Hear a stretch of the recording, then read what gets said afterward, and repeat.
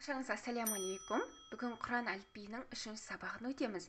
Естеріңізде болса, 2-ші сабақта біз әлиф және де басқа да әріптердің фатха, кәсра, даммамен оқылуы, яғни ә, и, у, бә, би, бу деп оқып үйренген болатынбыз. Енді Құран оқып жатқан кезде ол әріптер қалай жазылады, сонымен танысайық. Мысалы, мынау фатха белгісі, ә болып оқылады. Сөздің басында сызықша болып келеді, ортасында әлиф әрпі осындай белгімен келеді, ал сөздің соңында осындай ұзындау сызықшамен келеді. Енді оқиық, әлиф әрпі ә, и, у, бә, би, бу, тә, ти, ту, сә, си, су, жә,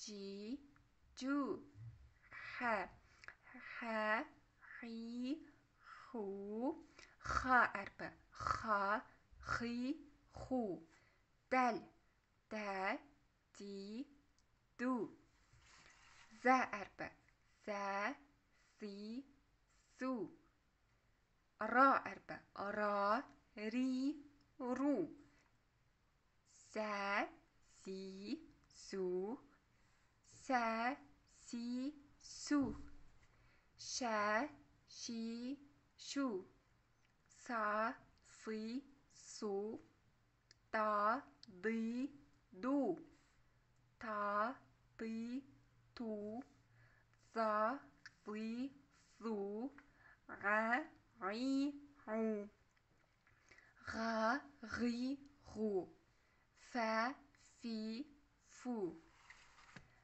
қа, қи, қу, кә, ки, ку, лә, ли, лу, мә, ми, му, нә, ни, ну, уә, уи, ву, хә, хи, ху, я, и, ю.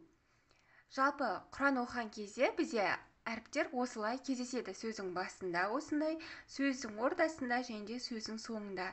Яғни әріптің фатха, кәсра, дамма болуына байланысты осы сызықшаларды біз ажыратып үйрендік. Енді сіздерге тапсырма, үй тапсырмасы, яғни осы әріптерді мен фотосын қоямын, сөздің видеоның соңында соны міндетті түрде скрин жасап алып, осы әріптерді жазып шыққаныңыз абзал болады. Өйткені сізге жаттау, яғни Құранның ішінде келсе, мынау әріп екен ғой деп жаттағанға өте ыңғайлы болады. Сондықтан осыны міндетті түрде жазып жаттығыңыз. Яғни Құранға түсуге амал жасасаңыз, ынтаңыз болса, Алла тағала зейініңізді ашады. Міндетті түрде 30 рет тура осылай оқып шығуды, және де 1 рет жазып шығуды ұмытпаңыздар. Келесі сабақта кездескенше сау болыңыздар. Ассаляму алейкум рахматуллахи ва баракатух.